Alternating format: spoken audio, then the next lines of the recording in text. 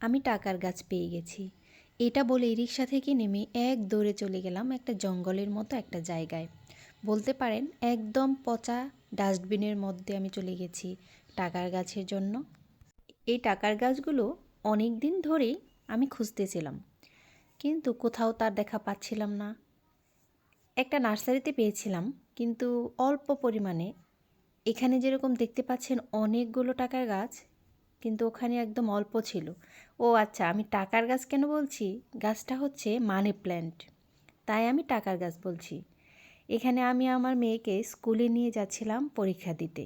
তো রিক্সা থেকে খেয়াল করলাম অনেকগুলো মানি প্ল্যান্ট গাছ হয়ে আছে রাস্তার পাশেই, ডাস্টবিনের কাছেই। তো রিক্সাওয়ালা মামাকে থামাতে বললাম যে আমাদেরকে এখানেই রেখে দেন। তো এখানে নেমে আমি এক দৌড়ে চলে গেলাম মানি প্ল্যান্ট গাছের ওখানে। হ্যালো এভরিওয়ান, আসসালামু আলাইকুম।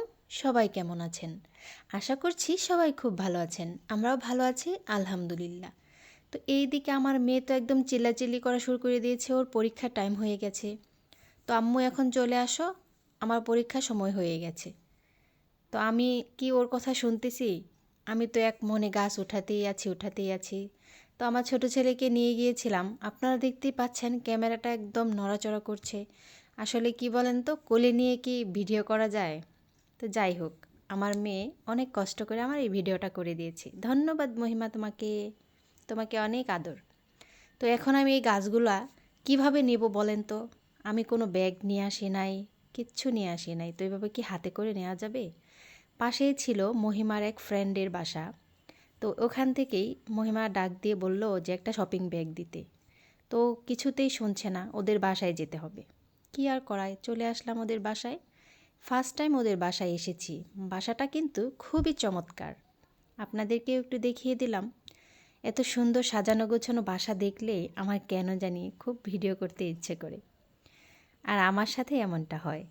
ভিডিও করার সময় দেখেন ঘরের কোনো লাইট ছিল না, এখন এই তো লাইটটা জ্বালিয়ে দিয়েছে মামুনি। তো মহিমার বেস্ট ফ্রেন্ড ফাইজাদের বাসায় চলে এসেছি। তো ভাবি কিন্তু অনেক ভালো, মাশাল্লাহ, দেখতেও কিন্তু খুব সুন্দর।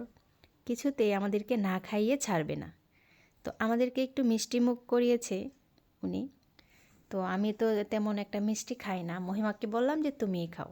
তো আমিও এক চামচ খেয়েছি। এইদিকে আমার পুচকু সোনাটা দেখেন কত দুষ্টামি করছে, এইদিকে টিস্যু নিচ্ছে, ছড়াছড়ি করছে। তো ওখান থেকে চলে আসলাম বাসায়। এসেই আমি টাকার গাছ নিয়ে বসে পড়েছি। টাকার গাছগুলো তো এখন সুন্দর করে কেটে বেছে পরিষ্কার করতে হবে, তাই না বন্ধুরা? তো এখন আমি এগুলা ইনডোরে লাগাবো, সেট করব। তো দেখতে পাচ্ছেন একটা ফুলদানি, এই ফুলদানিটা কিন্তু আমি নিজেই বানিয়েছি। একটা খালি পুরনো সসের বোতল ছিল, এটা দিয়ে আমি এটা বানিয়েছি ফুলদানিটা। যদি আপনাদের এই ফুলদানিটা পছন্দ হয়ে থাকে তাহলে কমেন্ট করে জানাবেন, অবশ্যই আমি আবার আরেকটা বানিয়ে আপনাদেরকে দেখিয়ে দেব। তো এখন দেখেন আমি কত সুন্দর করে গাছগুলো লাগাচ্ছি। আমার ছেলেটা এসে বলছে আম্মু অনেক সুন্দর হয়েছে।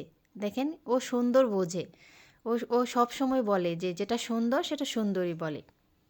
আমার কাছে তো খুবই ভালো লাগছে। আপনাদের কাছে কেমন লাগছে কমেন্ট করে অবশ্যই জানাবেন। আপনারাও কিন্তু এরকম আমার মতো মানি প্ল্যান্ট গাছগুলো এরকম ইনডোরে লাগাতে পারেন। এখন আমি আরেকটা ঝাড় সুন্দর করে ধুয়ে পরিষ্কার করে নিচ্ছি। তো আমার ছেলেটা বলছে তুমি কি আরও গাছ লাগাবে? তো আমি বললাম হ্যাঁ, আরও কিছু গাছ এটাতে লাগাবো। তো একটা একটা করে সুন্দর করে আমি গুছিয়ে গাছগুলো লাগাচ্ছিলাম। তো এটা যেহেতু ছোট পাত্র, তাই আমি গাছের মাথাগুলো কেটে কেটে লাগাচ্ছিলাম। তো ভিডিওম্যান কিন্তু তার নিজের ভিডিও করতে ভুলে নাই। যাই হোক, দেখেন কত সুন্দর লাগছে না গাছগুলো? চমৎকার। মানি প্ল্যান্ট আমি অনেক বাসায় দেখেছি, মানি প্ল্যান্ট গাছ ওরা খুব যত্ন করে লাগিয়েছে। আমার অনেক দিনই শখ আজকে পূরণ হয়েছে। আপনারা অবশ্যই কমেন্ট করে জানাবেন আমার গাছগুলো কেমন হয়েছে। আমার ভিডিও যদি আপনাদের ভালো লেগে থাকে অবশ্যই লাইক, কমেন্ট অ্যান্ড একটা শেয়ার করে দেবেন। আপনাদের একটা শেয়ার আমার জন্য অনেক উপকারী। আল্লাহ হাফেজ।